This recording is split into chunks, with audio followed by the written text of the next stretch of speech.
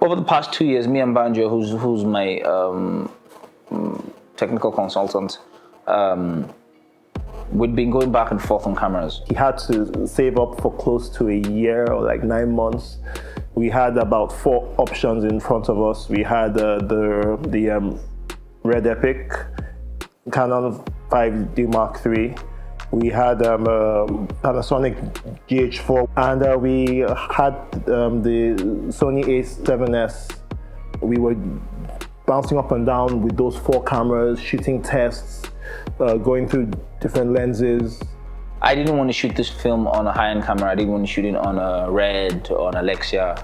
I don't necessarily think it was because of budget, right? I just didn't want to shoot this. I needed a camera that was small.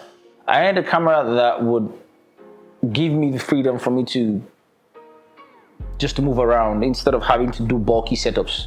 But then again, I found this camera, the Sony 70S, that allowed me a lot of latitude, allowed me to be able to shoot under low light conditions. I mean, there were scenes that we lit parts of the characters with touchlight from a phone.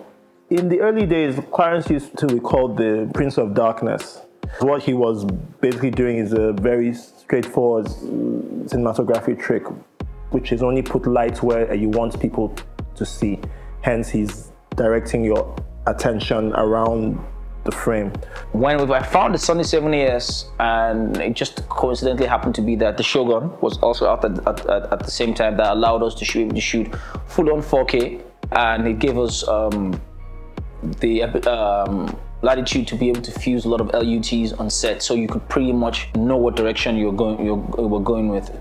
I was very specific about the kind of look that I wanted to go for. I didn't want to necessarily go for a 35mm type kind of look. I wanted to go for a very low budget 80s 60mm type film feel with hard blacks, blown out highlights in some places.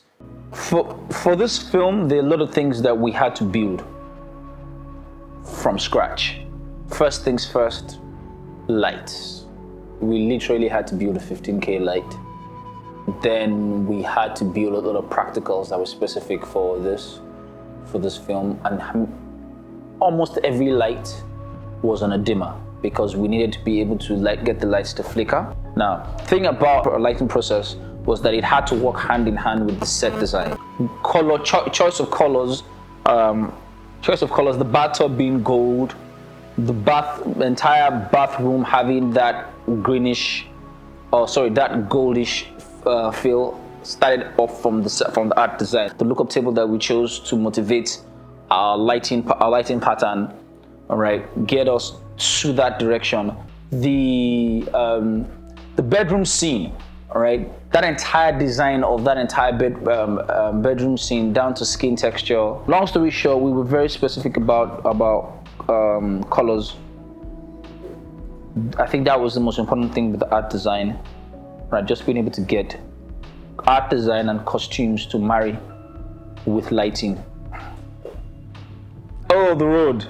When you're shooting at 5 o'clock in the morning and there's you have about 20 staff buses that you've stopped from driving past, and your entire scene is supposed to be quiet. There are a lot of scenes that we had to take our the crane from the shots, cars driving from the road. Post-production we have to figure out how to take those out. That road scene has to by far be, the most challenging.